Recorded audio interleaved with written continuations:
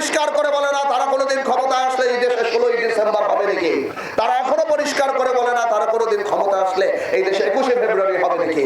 তারা কোনোদিন বলে না এই দেশে কোনোদিন ক্ষমতা আসলে দুর্গা পূজা হবে নাকি। এই দেশে যেভাবে মুসলমান হিন্দু পাশাপাশি থাকে তারা কোনোদিন ভেঙ্গে বলে না যে আপনার বাড়িতে গান বাজতে পারবে নাকি, কারো বাড়িতে কোনো অনুষ্ঠান হতে পারবে নাকি, এই দেশে পূজা হতে পারবে নাকি, এই দেশে পহেলা বৈশাখ হতে পারবে নাকি। তারা কোনোদিনও বলে না।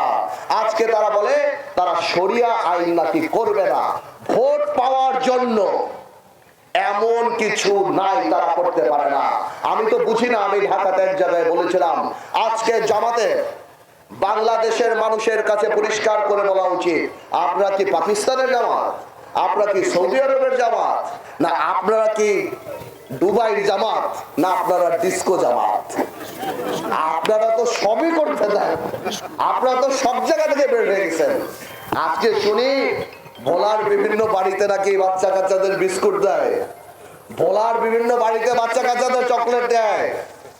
মারা চকলেট দেবে বিস্কুট দেবে, কিন্তু ওইটা যদি গলায় বেঁধে যায় পানি কিন্তু দেবে না। ওই চকলেট আর বিস্কুট খেয়ে বাংলাদেশের মানুষ আপনাদেরকে বিশ্বাস করে না। বাংলাদেশকে চালানোর মতো আপনাদের ওই অভিজ্ঞতা নাই। বাংলাদেশকে চালানোর জন্য আপনাদের ওই নেতৃত্ব নাই।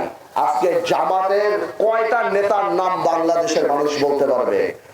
তারা সিস্টেম ডেভেলপ করছে, কিন্তু পলিটিক্যাল লিডারশিপ তারা ডেভেলপ করতে পারে নাই। হয়তো কোনো সময় করলে করতে পারে।